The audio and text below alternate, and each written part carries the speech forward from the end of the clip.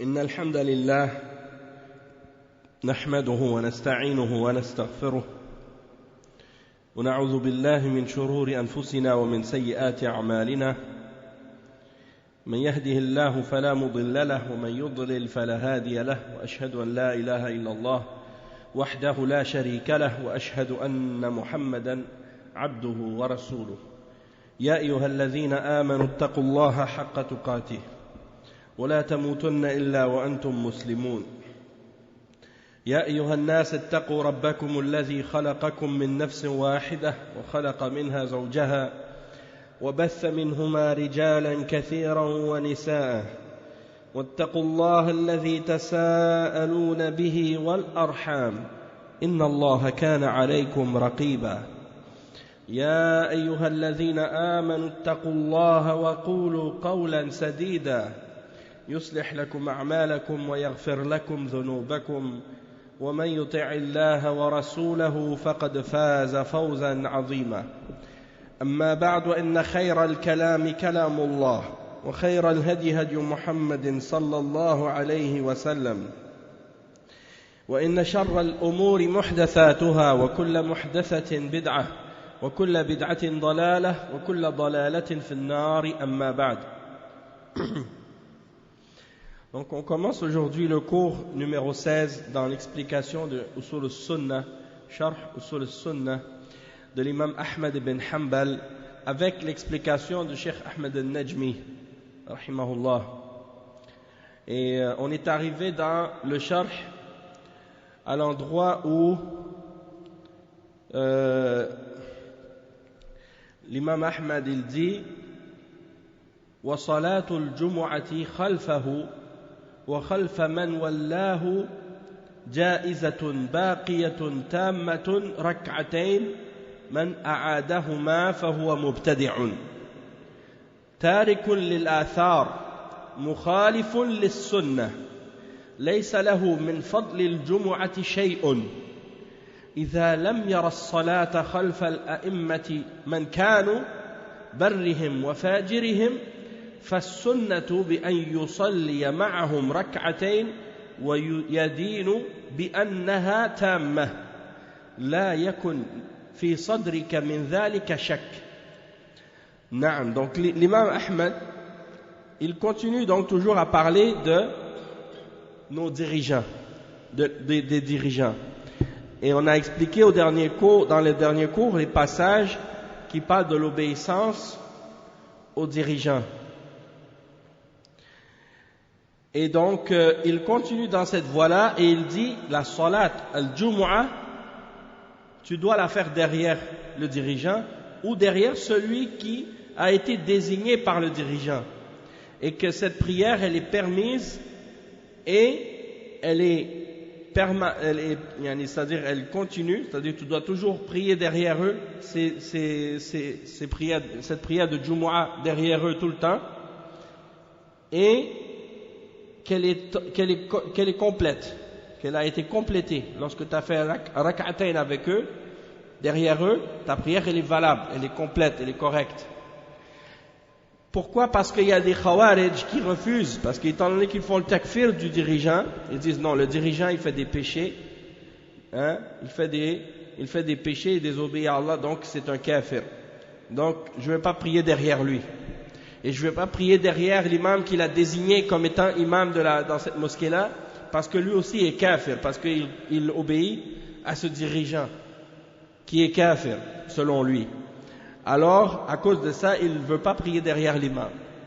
Hein? Il ne va pas faire salat al-jumu'ah. Il y en a beaucoup parmi les khawarij, même à notre époque. Tu les vois, ils ne vont pas prier dans les pays musulmans, ils ne vont pas prier derrière l'imam. Hein? Ils ne vont pas aller même faire le jumu'ah. Pourquoi? Parce qu'ils croient que l'imam est kafir. Et après, ils vont peut-être des fois venir en retard à la mosquée exprès pour ne pas prier derrière l'imam, pour faire une deuxième jama'a, pour pouvoir prier tout seul. Allah al-Musta'an. Donc il y a des frères même qui nous l'ont dit, même en Algérie à un moment donné, il y a des khawarij, c'est ça ce qu'ils faisaient. Ils venaient en retard à la mosquée exprès, en groupe, hein, un groupe de petits takfiriyin. Ils venaient en retard exprès à la mosquée pour ne pas prier derrière l'imam, ils faisaient une deuxième jama'a, ils faisaient de la fitna dans la mosquée comme ça. Donc ça c'est un exemple. Donc il dit, tu dois croire que la prière que tu fais derrière le dirigeant en Jumu'ah, parce qu'à l'époque des salafs, c'est le dirigeant qui dirigeait le Jumu'ah et Salatul Eid. C'est lui-même qui faisait la khutbah et c'est lui qui faisait la prière de Jumu'ah. Et il n'y avait pas comme maintenant, même dans les pays musulmans aujourd'hui, c'est comme ça encore, c'est pas toutes les mosquées qui ouvrent, seulement les grandes mosquées dans la ville, pour que plus de monde possible puisse se réunir ensemble. Ok? C'est ça le but du Jumu'ah, c'est de se réunir. Et même Jumu'ah, ça vient de ce sens-là, yani al-jama'a, le fait qu'on se réunisse et qu'on prie ensemble. Étant donné que le Jumu'ah c'est un Eid aussi. Jumu'ah c'est une fête pour les musulmans aussi. Donc le fait qu'on se réunisse, qu'on prie ensemble, eh bien ça c'est quelque chose de mieux. Donc dans ce cas-là, on n'ouvre pas les petites mosquées des quartiers, on ouvre seulement les grandes mosquées pour que le plus de monde soit ensemble pour faire la Jumu'ah. Et à l'époque, c'est comme je disais, c'était les dirigeants qui dirigeaient la Jumu'ah, qui faisaient la khutbah et qui faisaient la salat. Et ou bien entendu le délégué ou celui qui a été désigné par le dirigeant pour être imam dans cette prière-là. Et donc si tu pries derrière lui, ta prière elle est correcte, elle est complète, il n'y a aucun problème. Et il dit celui qui la refait, parce qu'il y en a des gens de bid'a comme des Shia, ou bien des Rafida, ou bien des Khawarij, ils vont dire bon je vais prier avec l'imam, mais après quand je termine je la refais toute seule, parce que ils croient que leur prière qu'ils font avec l'imam, elle n'est pas valable.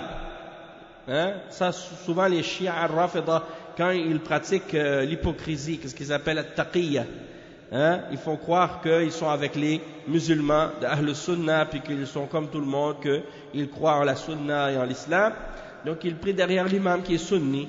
Puis quand il termine, il refait sa prière, parce qu'il croit que d'avoir prié derrière un imam sunni, pour lui c'est un kafir. Donc, il doit refaire sa prière après parce que pour lui, elle n'est pas valable. Donc, il dit ici, celui qui la refait, sa prière, il est mubtadi'.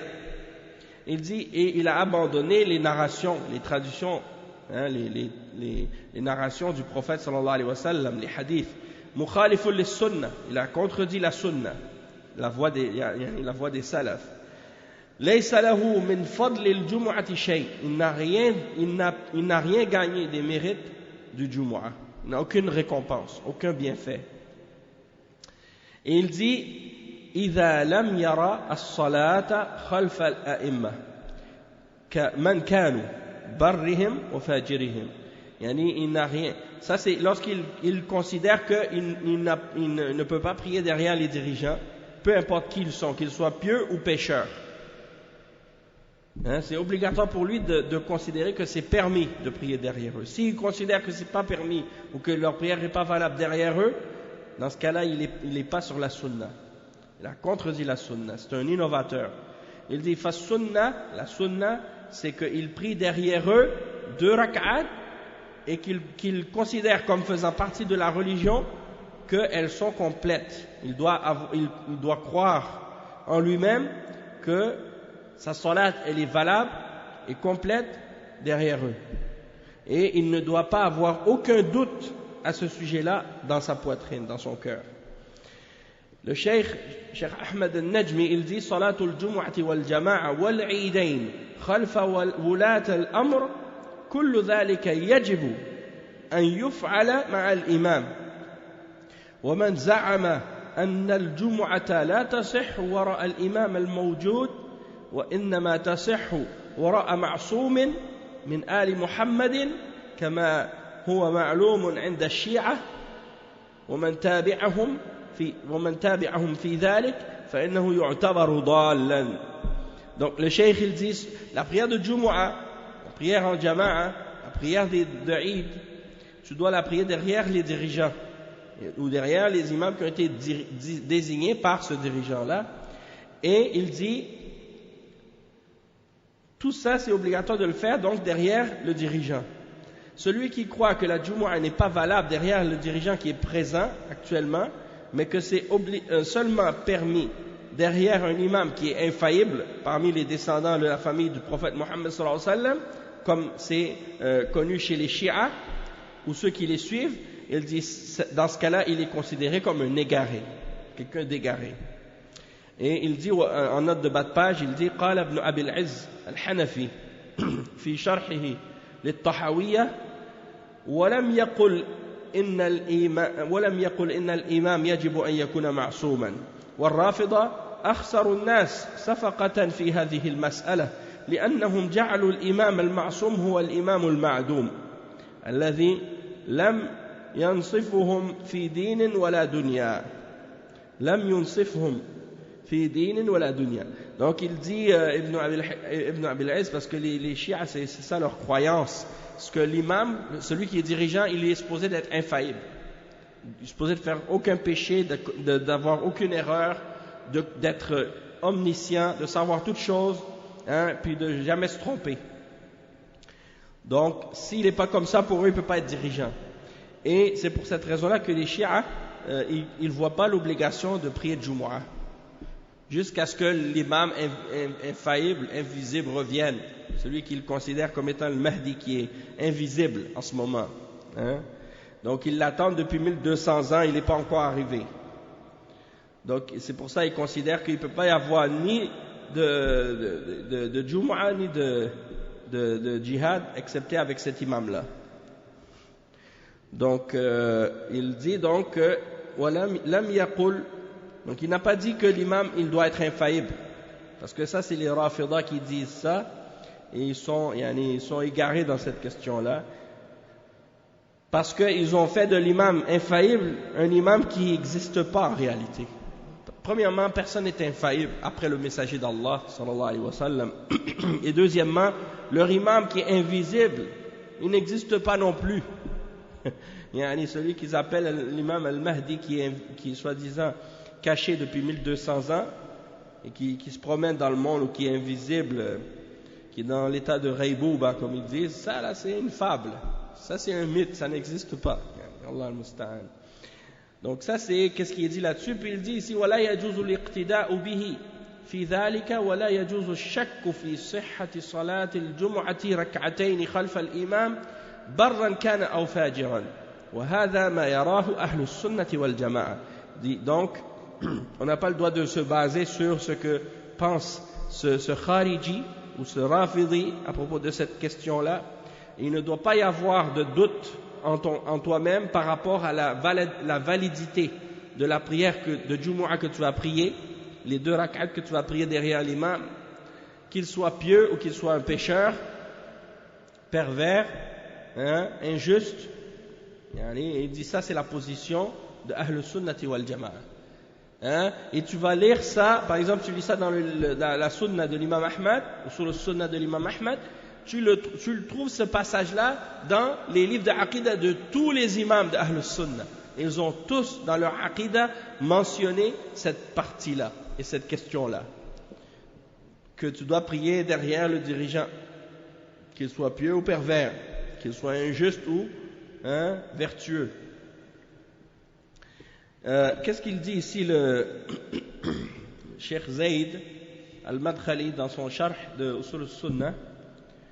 Il mentionne ce point-là. Il dit فهذا مذهب أهل السنة والجماعة الطائفة المنصورة الطائفة الناجية المنصورة بخلاف الخوارج الذين يرون بأنه لا يصلى خلف ولاة الأمور إذا كان فيهم ظلم أو جور بل يكفرونهم فلا يرون الصلاة خلفهم أبدا وبخلاف الروافض الذين يصلون الجمعة ويصلون الظهر عقب الجمعة مباشرة قاتلهم الله أن يؤفكون فالحمد لله على تميز أهل السنة بالوسطية الشرعية بين أهل الغلو والتطرف وبين أهل الجفاء من فرق الضلال كما علمت. Donc il dit, donc ça c'est la position d'Ahl Sunnati wal Jama'a, le groupe sauvé et victorieux, contrairement au Khawarij qui ne voit pas la validité de la prière derrière le dirigeant s'il a de l'injustice, s'il fait de l'injustice, hein? Et il le déclare même kafir, et il ne voit pas qu'il est valide de prier derrière lui. Et contrairement également aux Rawafid, Shia Rawafid, qui prient le Jumu'ah, mais juste après ils vont prier le Dhuhr. Parce qu'ils considèrent que le Jumu'ah n'est pas valable. C'est des égarés. Et souvent j'en ai vu comme ça, à l'université par exemple, certains parmi les prêcheurs des Rafidah qui voulaient attirer des gens à devenir des Rafidah, des Shia avec eux, et ils priaient avec les gens d'Ahl Sunnah, puis tout de suite après la prière, ils refaient leur prière. Ils refaient les 4 rak'at de Isha. Donc tu dis, mais subhanallah, il vient juste de prier, puis il refait encore sa prière. Non, tout seul. Parce qu'il veut pas que les gens sachent qu'il considère que la prière qu'il fait derrière l'imam de Ahl Sunnah est invalide. Donc il se cache. C'est ce qu'ils appellent les Rafidah taqiyya. Taqiyya, ça veut dire tu vas pas montrer ta vraie croyance avec les musulmans de Ahl Sunnah qui sont sunnis. Tu vas faire semblant que tu es d'accord avec eux, que tu considères que c'est correct de prier derrière eux et ainsi de suite. Mais sauf que quand tu vas avoir fini ta prière avec eux ou des choses comme ça, tu vas la refaire. En tout cas. Après, le cheikh, il mentionne un autre point, l'imam Ahmad, il mentionne un autre point par rapport à ça aussi. Question qui a rapport encore avec la question du dirigeant. Et comme je disais, à notre époque, c'est le malheur du siècle, parce que beaucoup de gens, malheureusement, ils ont fait l'erreur de tomber dans la voie des Khawarij, et ils s'intéressent à la politique, comme on disait, mais uniquement la politique telle qu'elle est conçue chez les kuffars, c'est-à-dire avec la démocratie et puis tous les autres trucs, et ils pensent que c'est comme ça qu'ils vont rétablir l'islam ou la charia, alors que dans l'islam c'est pas comme ça. Donc eux ils disent on va rentrer dans les élections, on forme des partis et puis on essaie de faire élire notre représentant, notre chef de notre parti, puis après une fois qu'il est élu, on rentre, on essaie de prendre le plus de sièges au Parlement. Après on va essayer de faire voter des lois pour être capable de changer certaines choses. Comme le frère il disait, il y a un frère qui lui a dit, il y a un égaré qui lui a dit, on voudrait que nos filles puissent aller à la piscine. Donc, si on ne rentre pas dans la politique des koufars, comment on pourra pouvoir avoir le droit d'aller à la piscine pour nos filles? C'est quoi cette excuse vraiment nulle, ridicule, pour essayer de justifier quelque chose qui est totalement contraire à l'islam? Déjà qu'on sait que le fait de rentrer même de rentrer dans le Parlement, puis de croire que c'est permis de légiférer, de voter des lois en dehors d'Allah, de rendre halal des choses qui sont haram ou de rendre haram des choses qui sont halal, ou bien essayer de rendre halal des choses qui sont halal, mais par la façon, par le vote, pas par le fait de croire que ça c'est le verdict d'Allah et le jugement d'Allah. Tu dis on veut passer une loi pour faire interdire l'alcool, pas par le fait de dire Allah il a dit que l'alcool est interdit, donc c'est interdit. Non, par le fait d'avoir la majorité des votes, la majorité des voix, pour que les gens votent pour dire ok c'est interdit l'alcool parce qu'on a la majorité des votes. Ça veut dire qu'ils vont refaire le vote encore une fois, une autre fois, puis là ils n'auront pas la majorité, donc ça va devenir halal encore. C'est un jeu, c'est pas comme ça dans l'islam. Et de croire que quelqu'un a le droit de légiférer en dehors d'Allah subhanahu wa ta'ala, ça c'est du kufr, c'est du shirk avec Allah. Mais c'est ça ce qui arrive lorsque des gens, par exemple, qui suivent des méthodologies déviantes, comme les Ikhwan al-Muslimin ou d'autres groupes, qui ne connaissent pas le tawhid d'Allah comme il faut, les fondements de la aqidah de l'islam et le manhaj des salaf sur ces questions-là. Ils pensent que on est libre de croire ou de faire tout ce qu'on veut. Du moment que tu dis que tu es musulman, que tu crois au Coran, tu crois au prophète sallallahu alayhi wa sallam, après le reste tu peux faire ce que tu veux, penser comme tu veux, croire qu'est-ce que tu veux et utiliser n'importe quel moyen que tu veux. Et comme ils disent, la fin justifie les moyens. Donc ils considèrent cette règle machiavélique comme étant un de leurs principes. Et ils suivent cette voie-là au lieu de suivre qu'est-ce qui est clair dans le Coran et dans la Sunna. Allah al-Musta'an. Même si le moyen est kufr ou shirk, c'est pas grave pour eux. Du moment que ça les amène à leur objectif, c'est ça qui compte. Et ça, c'est clair que c'est de l'égarement. Bon, pour revenir maintenant à la parole de l'imam Ahmad ici, qu'est-ce qu'il dit? Il dit وَمَنْ خَرَجَ عَلَى إِمَامٍ مِّنْ أَئِمَّةِ الْمُسْلِمِينَ وَقَدْ كَانَ النَّاسُ اجْتَمَعُوا عَلَيْهِ وَأَقَرُّوا لَهُ بِالْخِلَافَةِ بِأَيِّ وَجْهٍ كَانَ بالرضا أو الغلبة فقد شق هذا الخارج عصى المسلمين وخالف الآثار عن رسول الله صلى الله عليه وسلم فإن مات الخارج عليه مات ميتة جاهلية. Qu'est-ce qu'il dit l'imam Ahmad? Il dit celui qui se révolte et qui sort contre son dirigeant parmi les dirigeants des musulmans et que les gens étaient autour de lui, étaient d'accord avec lui, c'est-à-dire ils se sont mis d'accord autour de sa dirigeance et que ils ont accepté que ce soit lui le dirigeant, le khilafa, peu importe de quelle manière il est arrivé au pouvoir, par l'agrément ou par le fait qu'il a pris le pouvoir par la force, il a pris le dessus. Celui qui se révolte contre lui, il a brisé le bâton de l'unité et de l'autorité des musulmans, c'est-à-dire il a divisé les musulmans et il a contredit les narrations du prophète sallallahu alayhi wa sallam à ce sujet-là, et s'il meurt, il mourra d'une mort qui est comme celle de la jahiliya.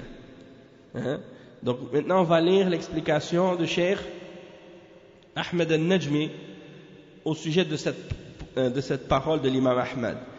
Donc l'imam Ahmad il dit, Cheikh Ahmed al-Najmi il dit لا يجوز الخروج على الإمام المسلم حتى ولو كان عاصيا لله ولو كان فاجرا.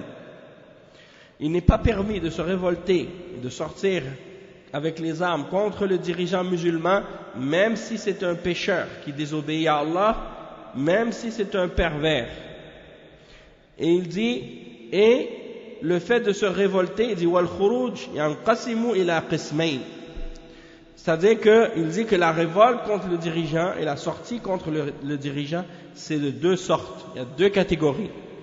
Khurujun bil fi'li wal qital wa khurujun bil qawli wa ta'lib wal itharati ala dhalika al imam. Qu'est-ce qu'il dit le cheikh? Il dit la révolte contre le dirigeant et le fait de sortir contre lui, ça peut être de deux façons. Soit par l'action et le combat, ou bien soit, deuxièmement, par la parole et le fait de parler ou d'appeler les gens à se révolter contre le dirigeant.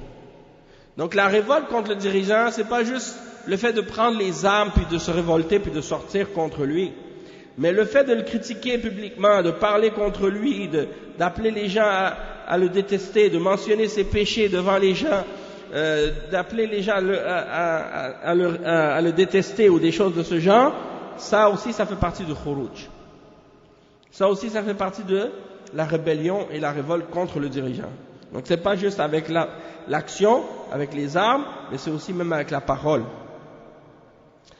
Et il dit وقد جاء في حديث عبادة بن الصامت رضي الله عنه أن النبي صلى الله عليه وسلم دعاهم إلى البيعة فبايعوه على السمع والطاعة في العسر واليسر والمنشط والمكره وأن لا ننازع الأمر أهله إلا أن تروا كفرا بواحا معكم من الله فيه برهان. والأحاديث في هذا الباب كثيرة مشهورة منها قول النبي صلى الله عليه وسلم من خرج على السلطان فمات فميتته جاهلية. Le cheikh il dit il y a un hadith qui est rapporté selon Ubadat ibn Samit, un parmi les Sahaba, qui radiyallahu anhu, il dit que le prophète sallallahu alayhi wa sallam les a invités à faire un serment d'allégeance, une bay'a. Et parmi les éléments qu'il a mentionnés dans cette allégeance, il a dit qu'il faut écouter et obéir, dans la facilité comme dans la difficulté et dans la facilité, lorsque tu es motivé ou lorsque c'est quelque chose qui te déplaît, et de ne pas disputer le commandement à celui qui le détient, et excepté si tu vois une forme de mécréance qui est claire et évidente, au sujet de laquelle vous avez une preuve évidente venant d'Allah. Un kufr, si vous voyez un kufr qui est bawah, que vous avez un burhan, une preuve claire, évidente venant d'Allah à son sujet. Il dit, et il y a d'autres hadiths très célèbres à ce sujet-là, qui sont très nombreux, et parmi ces hadiths, il y a la parole du prophète sallallahu alayhi wa sallam qui dit, celui qui se révolte contre le dirigeant et qui meurt, sa mort sera une mort de la jahiliya, de l'ignorance. Il dit والأحاديث في ذلك كثيرة ومشهورة وإن مما يعد من الخروج ذكر مثالب الولاة والطعن فيهم والإنكار عليهم بين الجموع الحاشدة والاستهانة بهم لأن هذا مما يسبب أخطارا عظيمة وأضرارا كبيرة منها عصيان ولاة الأمر ويؤدي إلى الخروج الفعلي وإذا حصل الخروج الفعلي أريقت الدماء وانتهكت الأعراض وقطعت السبل وأخيف الآمنون. Le cheikh il dit que il y a de nombreux hadiths dans ce sujet-là, ils sont très célèbres. Et il dit, et parmi les choses qui sont calculées comme faisant partie de la rébellion contre le dirigeant et de la révolte, et le fait de sortir contre lui, on peut mentionner les choses suivantes. Le fait de mentionner les défauts et les problèmes du dirigeant, le fait de l'insulter ou de l'attaquer, le fait de critiquer ou de condamner publiquement devant tout le monde ce qu'il fait, ou bien de le dénigrer. Ça, c'est des choses, il dit que ça cause des choses très graves et dangereuses. Et il dit, et beaucoup de méfaits. Et parmi ces méfaits, il y a le fait que ça va amener à la désobéissance du dirigeant. Parce que les gens, après ça, ils ne voudront plus l'écouter, ils ne voudront plus l'obéir. Et ça peut les amener par la suite à vouloir se révolter en action, c'est-à-dire à faire l'acte, à passer à l'acte. Parce que tant que c'est des paroles, ils n'ont pas encore passé à l'acte, mais l'acte est précédé par des paroles. Une fois que les gens ont commencé à critiquer ouvertement, c'est ça qui déclenche le feu de la fitna. Puis par la suite, qu'est-ce qui se passe? C'est que les gens veulent sortir réellement avec les actes, et que le sang commence à être répandu, et que l'honneur est attaqué, et que les chemins sont coupés. Les gens font des barrages dans les rues pour empêcher les gens de passer, parce que chaque groupe ou chaque gang contrôle une partie de la ville, une partie du pays. Et là, les habitants sont effrayés et sont terrorisés à cause de ça. Le cheikh il dit, فالله الله في أمة محمد صلى الله عليه وسلم يا طلاب العلم لا يخدعنكم أصحاب التوجهات السياسية فإن دولتنا المقصود بها دولة المملكة العربية السعودية حرسها الله دولتنا مسلمة تهتم بالتوحيد وتحكم شرع الله وتنشر عدله نسأل الله أن يوفق القائمين عليها إلى كل خير ونحن لا ندعي لها العصمة فالأخطاء لا بد أن توجد ولكن يجب معالجة الأخطاء بالطرق التي يكون فيها نفع بلا ضرر كالنصائح السرية وما إلى ذلك. ولست أريد التوسع في هذا الباب، وإنما هي إشارات نقولها وننبه بها على أخطاء المبتدعين، لعل الله عز وجل أن ينفع بها من ينفع، وأن يقينا بهذه الأسباب شر البدع والمبتدعين إنه جواد كريم. Donc le cheikh il dit, donc craignez Allah, ô Ummah de Muhammad, ô vous la nation de Muhammad, ô vous les étudiants qui recherchent la science de l'islam, que les gens qui ont des orientations politiques ne vous trompent pas. Notre pays est musulman, et il parle du royaume de l'Arabie Saoudite, et ce pays, il se préoccupe du tawhid et du fait de juger selon la législation et la révélation d'Allah, et elle essaie de propager sa justice.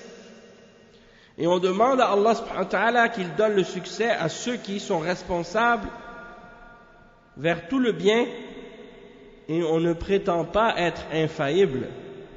C'est-à-dire, on ne prétend pas qu'on est parfait, parce que c'est normal qu'il doit y avoir des erreurs.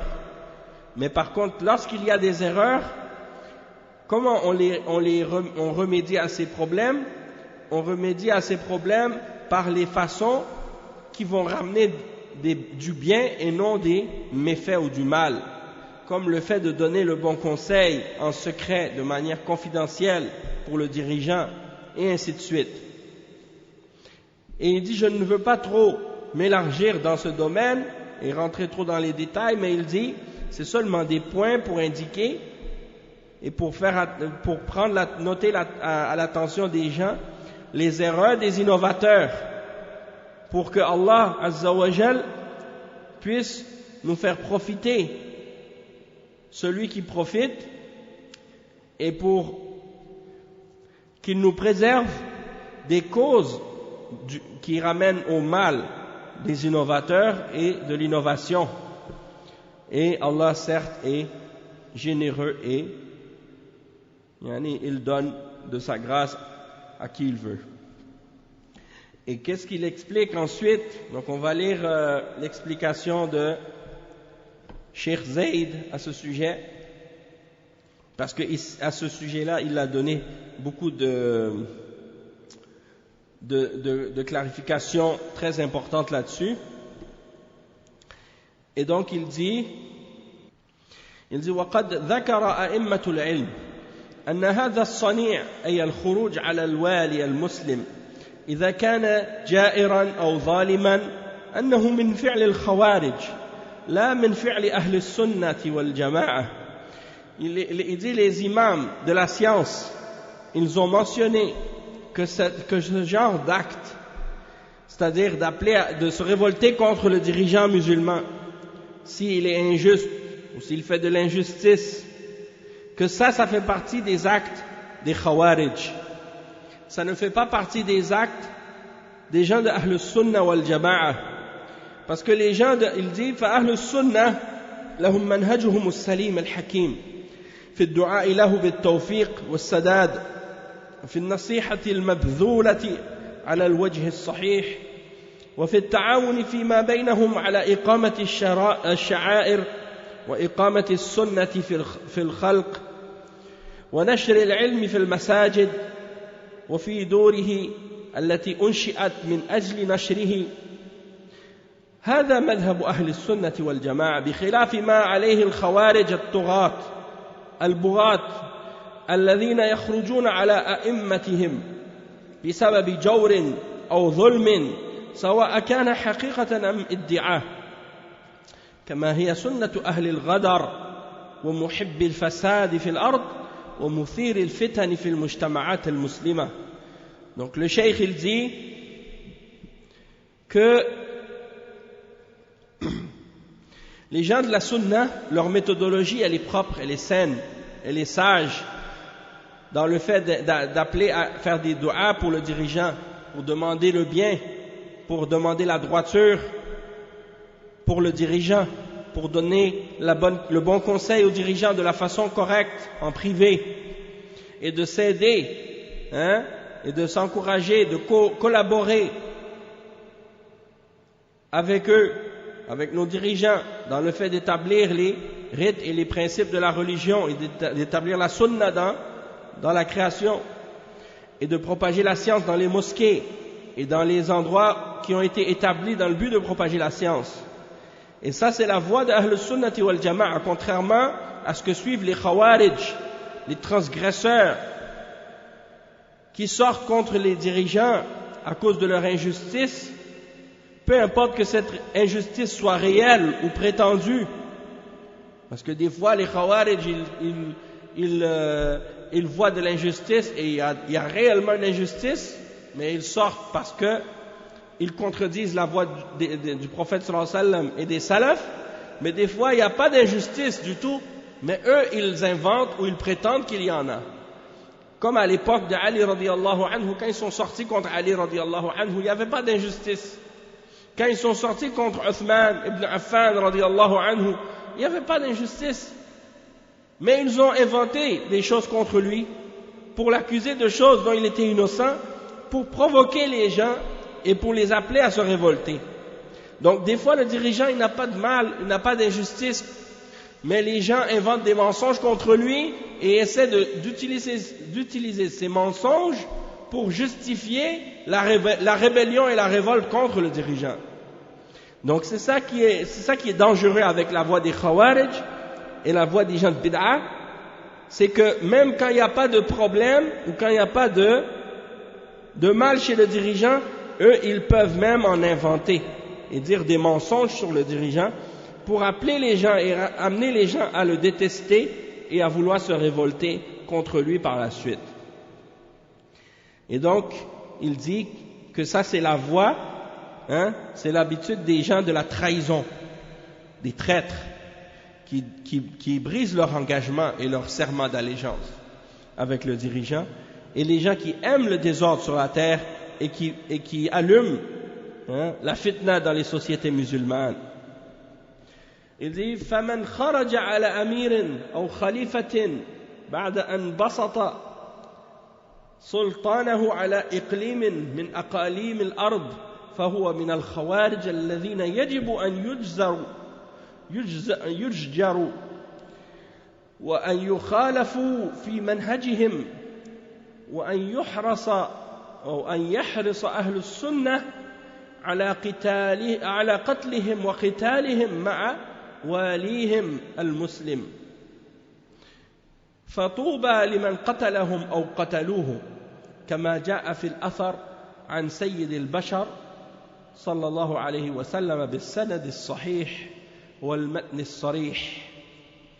Donc il dit, celui qui sort contre le dirigeant ou le khalifa, après que ce dirigeant-là ait établi son autorité dans une région de la terre parmi les régions où les musulmans sont établis, et celui qui se révolte donc contre ce dirigeant-là, il fait partie des Khawarij.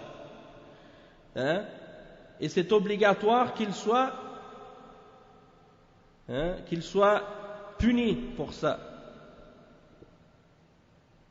Et qu'on contredise ces gens-là dans leur méthodologie et que les gens de la sunna fassent beaucoup d'efforts pour les combattre avec leurs dirigeants musulmans. Et dans ce cas-là, ils auront la bonne nouvelle du paradis pour ceux qui les ont combattus et tués et pour ceux qui ont été tués par eux. Comme c'est mentionné dans les hadiths de notre prophète Mohammed sallallahu alayhi wa sallam qui sont authentiques à ce sujet-là et qui sont explicites. Il dit ensuite wal khalifatu aw al wali huwa alladhi ikhtarahu ahlul aql wal ilm liyakuna waliyan ala al muslimina sawa ala al ummah al islamiyya 'ammatan kal khulafa ar rashidin aw ala iqlim min aqalim al ard كما هو الحال الآن وقبل الآن وما دام هو مسلم فهو وال وسلطان على هذا الإقليم الذي بسط يده عليه ووجب على من في هذا الإقليم طاعته في المعروف والوفاء ببيعته والتعاون معه على فعل الخير ونبذ الشر لتسعد الرعية بالأمن على النفوس والأعراض والأموال وذلك مطلب مهم في حياة البشرية في حاضرها ومستقبلها. Donc ça c'est un point important. Le cheikh il explique, il dit que le khalifa, celui qui est le wali, le dirigeant, le responsable, ça c'est des noms, hein. Il ne faut pas se laisser tromper ou se laisser confondre par l'appellation qu'on donne aux dirigeants. Peu importe le nom qu'on donne aux dirigeants, si c'est lui qui est au pouvoir, c'est lui le dirigeant. Peu importe qu'on l'appelle khalifa, ou qu'on l'appelle amir, ou qu'on l'appelle sultan, ou qu'on l'appelle imam, ou qu'on l'appelle qa'id, ou qu'on l'appelle raïs, ou qu'on l'appelle président, ou qu'on l'appelle peu importe. Oui, le titre, c'est pas grave, l'important c'est que c'est lui qui est le dirigeant, c'est lui qui est à la tête du pays. Ok? Et donc, il y en a qui disent, bon, si on ne l'appelle pas tel nom, c'est pas correct. Non, ça n'a pas rapport avec l'appellation qu'on lui donne. L'important, c'est du moment que c'est lui qui est au pouvoir, c'est lui qui dirige, c'est lui le dirigeant dans ce cas-là, et c'est à lui qu'on doit écouter et obéir dans le bien, hein, tant qu'il est musulman. Et donc, il dit, le dirigeant, il est choisi par les gens de raison et de science, pour qu'il soit responsable des musulmans. Peu importe que ce dirigeant soit un dirigeant de toute la Ummah au complet, comme c'était le cas à l'époque des Khulafa al-Rashidin, Abu Bakr, Omar, Othman et Ali. À leur époque, le khalifa, le dirigeant, c'était le dirigeant de toute la Ummah au complet. Par la suite, c'est devenu des régions séparées. L'État islamique ou le pays musulman s'est divisé en différentes régions. Et dans chacune de ces régions, il y a un dirigeant indépendant de l'autre. Et ça fait longtemps que ça existe, depuis le temps des Abbasides. Hein? Donc, et les musulmans, les ulama de l'islam, lorsque c'est arrivé, cette séparation des différents pays et des différentes régions, parce que l'État ou l'empire islamique était devenu tellement grand et que les moyens à l'époque, la communication était pas aussi rapide et pas aussi facile, donc parfois des régions étaient indépendantes. Elles se géraient, hein, celui qui était responsable dans cette région, il était tellement loin comme on dit, la capitale, si on veut, que les ordres étaient tellement éloignés qu'ils se géraient indépendamment de la capitale et du dirigeant central, si on veut. Donc l'amir de cette région-là, il gérait le pays presque indépendamment de ce que le khalife décidait, puisqu'il était tellement loin, et à un certain moment donné, ça s'est divisé en différents pays. Et chaque responsable de chaque région est devenu, dans sa région, le khalifa. Il avait la responsabilité de faire appliquer l'islam et la charia dans la région où il était responsable. Et comme le cheikh il explique ici, il dit, peu importe que ce soit ça ou l'autre, c'est-à-dire peu importe que ce soit comme c'était à l'époque des khulafas, ou que c'est comme c'est devenu maintenant, et comme ça fait longtemps que c'était, où chaque dirigeant musulman dans une région est responsable d'appliquer l'islam dans la région de faire appliquer l'islam dans la région où il est le responsable, et dans la région où il a l'autorité et le pouvoir, alors dans ce cas-là, c'est obligatoire dans ce cas-là de lui obéir dans le bien et de respecter notre serment d'allégeance envers lui et de collaborer avec lui à faire le bien et à repousser le mal pour que la population des musulmans soit heureuse et qu'elle vive dans la sécurité pour sa vie, pour leur vie, pour leur honneur et pour leur bien. Et ça, c'est un objectif important dans la vie de l'humanité, dans le présent et dans l'avenir. Il dit ensuite ولا يجوز لأحد الخروج عليه ومن خرج فمات مات ميتة جاهلية يعني على ما كان عليه أهل الجاهلية من عدم الخضوع لأمرائهم وعدم الالتزام بطاعتهم وليس معنى ذلك أنه كافر إذا خرج فإن المسلم لا يحكم بكفره إلا إذا كانت بدعته مكفرة ولكنه مبتدع ضال عن الحق وإذا مات وهو خارج على سلطانه مات ميتة جاهلية أي كالميتة التي يموت عليها الجاهليون الذين لم يلتزموا ببيعة لأحد وإذا بايعوا لم يفوا فحياتهم حياة فوضوية فيها القتل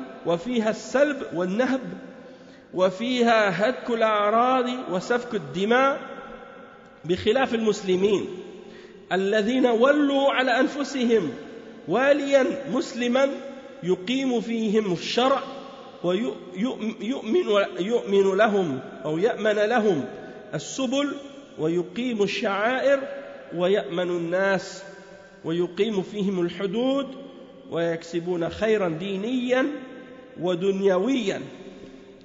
Donc on va expliquer cette partie. Le cheikh il explique qu'il n'est pas permis donc de se révolter ou de sortir contre ce dirigeant. Et celui qui se révolte ou qui sort contre lui et qui meurt dans cette situation-là, il meurt d'une mort de la jahiliya. Qu'est-ce que ça signifie? Ça signifie qu'il meurt sur sur quoi mouraient les gens de la jahiliya, du fait qu'ils n'obéissaient à aucun dirigeant à l'époque, avant l'islam. Les gens, ils obéissaient à aucun dirigeant. Et ils ne considéraient pas qu'il était obligatoire d'obéir à quiconque. Et il dit ça ne veut pas dire que celui qui meurt dans cet état-là, il meurt mécréant. Non. Mais si le musulman, donc si quelqu'un se révolte contre son dirigeant, ça ne veut pas dire qu'il devient kafir, mais ça veut dire que, parce qu'il dit un musulman, on ne peut pas dire qu'il est kafir, excepté si la bid'a qu'il a faite, elle est du degré de celle qui fait sortir de l'islam et qui est kufr akbar. Sinon, on dit de lui que c'est un innovateur, un égaré qui a dévié de la vérité, mais ça ne veut pas dire que s'il meurt, il va être kafir, mais plutôt qu'il est sorti de l'autorité du dirigeant et qu'il meurt d'une mort comme celle de la jahiliya, c'est-à-dire comme la mort de celui qui à l'époque, avant l'islam, ne donnait aucun respect à quiconque dans le serment d'allégeance qu'il donnait. C'est-à-dire, il ne donnait pas de serment d'allégeance à personne, et s'il donnait un serment d'allégeance à quelqu'un, il ne respectait pas son serment d'allégeance. Donc, la vie des gens à l'époque était une vie chaotique, désordonnée, sans aucune organisation. Tout le monde était en désordre. Et il y avait des meurtres, il y avait des enlèvements, il y avait des tueries, il y avait n'importe quoi. Les gens, ils attaquaient l'honneur des autres, ils étaient toujours en guerre, et le sang des innocents, il coulait tout le temps. Contrairement à la façon dont les musulmans gèrent les choses et comment ils s'organisent. Parce qu'ils donnent l'allégeance à un dirigeant. Lorsqu'ils ont donné l'allégeance à ce musulman dirigeant, ce dirigeant établit parmi eux la législation d'Allah et il sécurise les chemins pour eux et établit les rituels et les principes de la religion et il sécurise les gens. Il établit les peines pour celui qui mérite d'être puni et il ramène beaucoup de biens dans la dunya et dans la religion et dans la dunya. Donc ça nous montre les responsabilités et les devoirs du dirigeant en même temps. Et ça nous montre en même temps comment les salafs, ils donnaient de l'importance à cette question de l'écoute et de l'obéissance du dirigeant pour qu'il y ait de l'ordre et de l'organisation. Et aujourd'hui, les musulmans ont l'idée que, comme si on dirait le chaos et le désordre, c'est ça qui est normal. pour eux, on dirait pour beaucoup de musulmans, en particulier les gens de Bid'a et les Hizbiyin, ils donnent l'impression comme si l'islam c'est juste le désordre et le chaos, et le fait de faire couler le sang des gens et de tuer, en particulier les Khawarij, parce qu'ils appellent tous à la désobéissance des dirigeants. Et une chose qui m'avait vraiment étonné une fois de la part des Ikhwan, c'est que quand ils sont dans les pays de Kufr, ils essaient d'appeler le musulman à se soumettre à eux et à leur groupe et à obéir à leur chef dans les pays de Kufr. Et quand tu refuses de les suivre et de les écouter, ils disent, vous les salafis, vous êtes désordre. Vous n'aimez pas l'ordre, l'organisation. Pourquoi? Parce qu'on ne veut pas écouter leur organisation et leur ordre.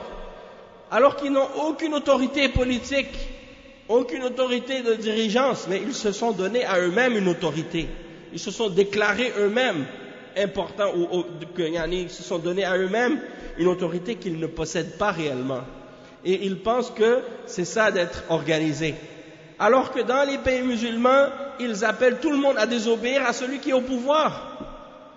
Et c'est ça le vrai désordre. Donc comment dans les pays de Kufr, vous nous appelez à vous obéir, vous, alors que vous n'avez aucune autorité, et vous dites que nous on est dans le désordre à cause de ça, alors que dans les pays musulmans, vous appelez les musulmans à désobéir aux dirigeants et à se révolter contre eux, et ça c'est quoi si c'est pas du désordre? C'est ça le vrai désordre. Et en plus c'est contraire à la sunna, et c'est l'égarement des Khawarij. Donc le cheikh il dit وَبِدُونِ وَالٍ لَا يَسْتَطِعُ النَّاسُ أَنْ يَكْسِبُ خَيْرًا دنيويا ولا دينيا ولا دنيويا إلا بقدر ضئيل لاشتغالهم بالأمن على أنفسهم والأمن على عوائلهم ونسائهم وذرياتهم وأملاكهم وهذا يعرفه من يدرس التاريخ الذي عاش فيه أقوام بدون وال معتبر يقيم فيهم شرائع الإسلام ويقيم فيهم الأمن والأمان. Donc, subhanallah, le cheikh il dit, sans qu'il y ait de dirigeants, les gens ne sont pas capables de ramener un bien, ni dans la religion, ni dans la dunya, excepté quelque chose de très petit. Parce que les gens sont tellement préoccupés à essayer de se protéger eux-mêmes et à trouver une sécurité pour eux-mêmes. Les gens ils sont obligés de s'armer jusqu'aux dents. Tout le monde a un fusil, tout le monde a des armes pour se protéger la maison, mettre des chiens de garde, des caméras, des systèmes d'alarme, mettre des protections, des clôtures, même des barbelés peut-être, pour pas que des gens viennent envahir ta maison, viennent prendre ton argent, viennent violer tes filles, tes femmes, parce que tu sais pas qui va venir. Tu sais pas, n'importe quelle personne qui a des armes ou qui a un groupe, un gang ou quoi, débarque et comme ça ils décident de faire ce qu'ils veulent chez toi. Pourquoi? Parce qu'il n'y a pas d'autorité, il n'y a pas de gouvernement, il n'y a pas un chef qui dirige la vie des gens. Donc c'est les forts qui mangent les faibles. C'est la loi de la jungle, c'est le désordre, c'est le chaos. C'est ça ce qui se passe dans beaucoup de pays. Mais étant donné que les gens, ils vivent dans le bien, ils sont en tranquillité, ils réalisent pas le danger de contredire ces principes de l'islam. Donc le cheikh, il dit qu'on a besoin donc d'un dirigeant qui va établir la sécurité pour les gens. Il dit ça, les gens qui ont étudié l'histoire, ils comprennent ces choses-là. Celui qui a vécu dans des peuples sans dirigeants, qui établit chez eux la législation de l'islam, eux, ils savent ces choses-là. Ils sont conscients de ces réalités-là.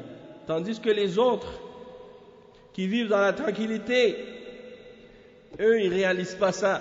Tu les vois en train d'appeler à la révolte, à critiquer le dirigeant, faire des manifestations, sortir dans la rue, appeler à dire on veut des emplois, on veut du travail, on veut l'égalité, on veut ci, on veut ça, et après ça dégénère, ça devient une révolte, et après coup d'État, renversement, après le pays étant sans dessus dessous. Et regardez les pays où ça se passe maintenant aujourd'hui, et vous voyez les résultats. La Syrie, regardez l'Irak, regardez qu'est-ce qui se passe en Libye. Les gens là-bas ne sont pas en sécurité. Et tu sors de chez toi, tu ne sais pas si tu rentres. Après, qu'est-ce qu'il dit le cheikh? Il dit وَقَدْ يَكُونُ الْوَالِي أَخَذَ الْوَلِيَّ والسلطنة بالغلبة بمعنى أنه بجنوده وقوته تغلب على إقليم من أقاليم الأرض ولم يستطع أحد أن يدفعه أو ولو هجم على وال مسلم ولكن استتب له الأمر وغلب هو وجنوده على هذا الإقليم فلا ينازع بعد ذلك فإن قدر الناس الذين بايعوا الخليفة الأول أو السلطان الأول على دفعه ولو بقتله فعلوا وإن لم يستطيعوا حتى تغلب فمتى تغلب لا يجوز لهم أن يحدثوا فوضى وأن يخرجوا عليه أو يخالفوه. Le cheikh il explique un principe de Ahl Sunnah qu'on a déjà expliqué, mais là que le cheikh il élabore un peu plus là-dessus. Il dit c'est possible que le dirigeant qui est au pouvoir, il ait pris le pouvoir par la force, par le fait qu'il a pris le pouvoir sur les autres par la force. Hein? Dans le sens qu'il avait une armée, il avait une force, puis il a pris le pouvoir dans une région, parmi les régions des pays musulmans. Et que personne n'a été capable de l'enlever ou de le repousser. Même si cette personne, celui qui a pris le pouvoir, il l'a pris d'un musulman, d'un autre dirigeant musulman avant lui. Et que il a pris le pouvoir, puis il s'est établi. Hein, il a établi son ordre et son commandement, et il a pris le dessus avec son armée. Dans ce cas-là, il dit, il ne faut pas le disputer. Il ne faut pas lui disputer le pouvoir par la suite. Il dit, si des gens sont capables, parmi ceux, des gens qui ont donné la bay'a au premier dirigeant, qui était là avant, si parmi ces gens-là, s'ils ont la capacité, la force de le repousser, ou de le tuer, puis de remettre au pouvoir le premier, sans que ça crée de désordre ou de fitan, dans ce cas-là, ils peuvent le remettre. Mais si celui qui a pris le dessus, qui a pris le pouvoir, qui a enlevé le premier, il s'est établi et qu'ils ne vont pas être capables de l'enlever sans que ça va faire du désordre, hein, alors dans ce cas-là, ils doivent ne pas sortir contre lui. Et ils doivent l'écouter et l'obéir dans le bien. Parce que s'ils sortent contre lui et ils le contredisent, il dit, voici ce qui va arriver. Il dit, أولا يخالفون السنة التي فيها الإرشاد إلى السمع والطاعة له في المعروف ولو كان متغلبا. Donc premièrement, ils contredisent la sunna dans le fait que la sunna nous indique et nous oriente vers le fait d'écouter et d'obéir dans le bien, même si celui qui est au pouvoir, il a pris le pouvoir par la force. Hein? Les ikhwan, ils disent non, celui qui il a pris le pouvoir par la force, c'est-à-dire il n'a pas été élu démocratiquement, les gens ils l'ont pas choisi, donc il ne doit pas rester au pouvoir. Ça c'est basé sur quoi dans le Coran et dans la Sunna? Hein? Ça c'est pas basé sur le Coran et la Sunna, c'est basé sur les idées des démocrates. Ça n'a rien à voir avec l'islam.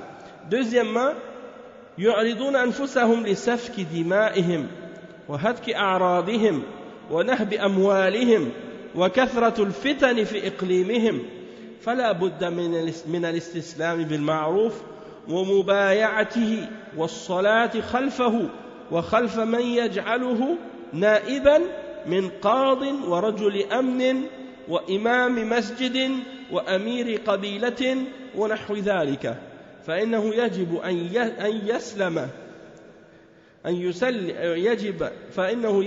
أن يسلم أهل الإقليم لذلك كله وَلِكُلِّ مَا كَانَ مِنْ حَقٍّ لِلرَّاعِ عَلَى رَعِيَّتِهِ. Donc le cheikh il dit, deuxièmement, ils se mettent, s'ils essaient de se révolter contre lui ou de l'enlever, eh bien ils se mettent dans le risque que leur sang va couler, ils vont se faire tuer, et leurs honneurs vont être attaqués, et leurs biens vont être volés ou pris, et il y aura beaucoup de fitan dans leur région. Comme c'est arrivé en Syrie, avec les Nusayri, qui est la famille des Nusayri qui est au pouvoir, Bachar, et son père avant lui. C'est la même chose. Les ulama, ils ont dit, oui, ça, les Nusayri, c'est des kuffars, il n'y a pas de doute sur leur kufr. Même Ibn Taymiyyah a dit, leur kufr est plus grand que le kufr des juifs et des chrétiens. Il n'y a pas de doute là-dessus. Non. Le problème, c'est pas ça. Est-ce que tu es capable de l'enlever sans que tu vas faire couler le sang des innocents, sans que tu vas faire de la fitna? C'est ça la question. Et la réponse, on la connaît déjà. Le pays détruit. Regardez les réfugiés partout dans le monde. Hein? Et après Daesh qui sont apparus, Jabhat al-Nusra et tous ces autres groupes, Al-Qaïda, et ainsi de suite. Et là, dernièrement, ils se sont désavoués de... Jabhat al-Nusra, ils se sont déjà désavoués de Al-Qaïda, soi-disant. Ils ont dit, non, maintenant on n'est plus avec Al-Qaïda. Pourquoi? Parce qu'ils veulent... c'est un mouvement comme si pour dire qu'on n'est plus avec Al-Qaïda, peut-être pour avoir le support des Européens ou des Occidentaux, Allahu A'lam. De toute façon, ce n'est pas important pour nous maintenant. Qu'est-ce qui est important? C'est juste de savoir que lorsque tu vas te révolter contre un dirigeant de cette façon, c'est ça qui risque d'arriver. Et lorsque tu sais que ça va faire des conséquences comme celle-là, dans ce cas-là, tu dois t'abstenir de te révolter, même si le dirigeant il est kafir. D'accord? Il dit,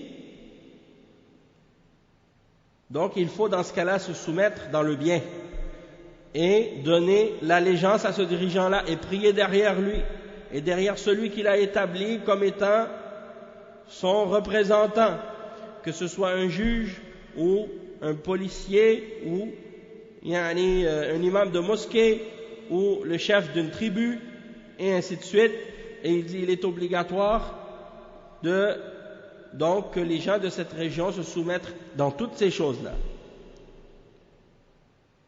et de respecter, donner aux dirigeants le droit qui revient à tout dirigeant, les droits que tout dirigeant a sur son peuple.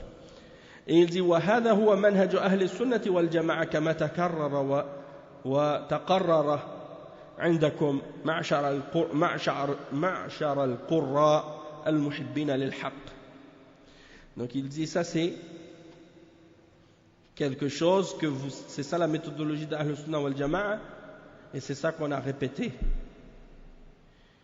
Il dit بخلاف منهج الخوارج الذين يخالفون أهل السنة في هذا الباب وفي غيره بسبب جهلهم الخطير ونفورهم من مجالس العلماء الناصحين ورد نصائحهم كما هو صنيع كل خارجي في كل زمان ومكان وتشددهم بدون أثارة من علم أو مسكة من حكمة وعقل.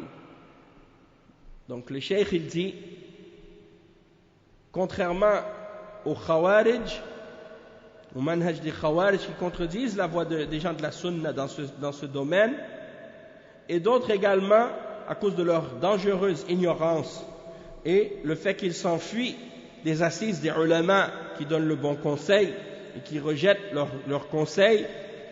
Et ça c'est l'attitude de tous les Khawarij à toute époque et dans tout lieu, à cause de leur extrémisme qui n'est basé sur aucune trace de science et aucune trace de sagesse et aucune trace de sagesse.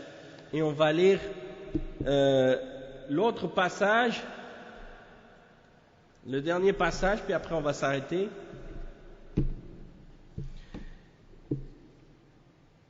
Naam. Il dit le cheikh, l'imam Ahmad ibn Hanbal, wa alaykum salam, il dit ولا يحل قتال السلطان ولا الخروج عليه لأحد من الناس فمن فعل ذلك فهو مبتدع على غير السنة والطريق. Donc le cheikh l'imam Ahmad ibn Hanbal rahimahullah, il dit il n'est pas permis de combattre le dirigeant ni de sortir contre lui pour quiconque parmi les gens. C'est-à-dire, personne n'a le droit de sortir contre le dirigeant. Celui qui fait cela, c'est un innovateur qui est sur autre que la sunna et le chemin. Et Cheikh Ahmed al-Najmi rahimahullah, il dit وَلَقَدْ أمر الله عز وجل بطاعة السلطان ما دام محكوما له بالإسلام ولا يجوز الخروج عليه حتى ولو ظلمه ولو ضرب الظهر وأخذ المال لقول النبي صلى الله عليه وسلم في حديث حذيفة تسمع وتطيع للأمير وإن ضرب ظهرك وأخذ مالك فاسمع وأطع ولا يجوز الخروج على السلطان عند أهل السنة والجماعة إلا أن يرى الخارج كفرا بواحا معه من الله فيه برهان وإنما أجاز الخروج على السلاطين الخوارج والمعتزلة وهم من أهل الابتداع فعليك بأهل الاتباع ودع عنك أهل الابتداع فإن الطريق هو الطريق الذي لزموه وهو متابعة الأثر. Donc le cheikh il explique, le cheikh Ahmed al-Najmi, il termine donc ce point-là en disant Allah il a ordonné d'obéir aux dirigeants tant qu'ils jugent selon l'islam. Et il n'est pas permis de se révolter contre lui, même s'il fait de l'injustice, même s'il frappe le dos, même s'il prend les biens injustement. Et le prophète sallallahu alayhi wa sallam, il dit, comme c'est mentionné dans le hadith de Hudhayfa, écoute et obéis aux dirigeants, même si ton dos est frappé, même si tes biens sont pris injustement. Écoute et obéis. Et il dit, donc il n'est pas permis de se révolter contre le dirigeant. Et ça c'est selon les gens de Ahlus Sunnati wal Jama'a, qui suivent la compréhension des salafs. Et il dit, et donc, excepté si la personne qui va se révolter contre ce dirigeant-là voit un kufr qui est clair, venant d'Allah, avec une preuve claire venant d'Allah. Et je dis ici en même temps que ce kufr clair, ça c'est les ulama qui vont le déterminer, et c'est les ulama qui vont le désigner. C'est pas n'importe quel égaré ou ignorant parmi les khawarij qui va dire « Ah, il a fait un kufr bawah », alors que lui, il ne sait même pas c'est quoi le kufr al-bawah. Hein? Donc, c'est pas à lui de parler dans ces questions-là, c'est les ulama qui doivent le dire. Et si les ulama, ils disent qu'il est kafir, effectivement, eh bien, on a mentionné tout à l'heure, comme le cheikh bin Baz, il l'a mentionné, et d'autres ulama dans le passé, comme à l'époque actuelle, ils ont dit que si ça va ramener un plus grand mal de se révolter contre lui, dans ce cas-là, c'est mieux de s'abstenir et de patienter et d'endurer son tort et son mal. Il dit, les gens qui ont justifié ou qui ont permis de se révolter contre les dirigeants, ce sont seulement les khawarij et les mu'tazila. Ça, c'est des gens de bid'a. C'est des gens de bid'a. Donc, reste avec les gens qui suivent la sunna et écarte-toi des gens qui suivent la bid'a, parce que le chemin à suivre, c'est leur chemin. Hein? Alors, suis leur voie, et c'est le fait de suivre qu'est-ce qui a été rapporté du prophète Muhammad sallallahu alayhi wa sallam, et de suivre la compréhension de nos pieux prédécesseurs, et non pas de suivre la compréhension des Ikhwan ou de Hassan al-Banna ou de Sayyid Qutb, hein? Tous ces gens de l'égarement qui appelaient à l'égarement, qui ont suivi dans l'égarement et qui sont morts dans l'égarement. Hein? Nasallallahu al-afiyah. Donc, alhamdulillah, la sunna nous suffit. Hein? Et c'est beaucoup mieux pour tout le monde que de suivre les voies des gens de l'innovation. Subhanakallahumma bihamdik, ashhadu an la ilaha illa anta astaghfiruka wa atubu ilayk, wa sallallahu wa sallam ala nabiyyina Muhammad wa ala alihi wa sahbihi ajma'in. Wassalamu alaykum wa rahmatullahi wa barakatuh.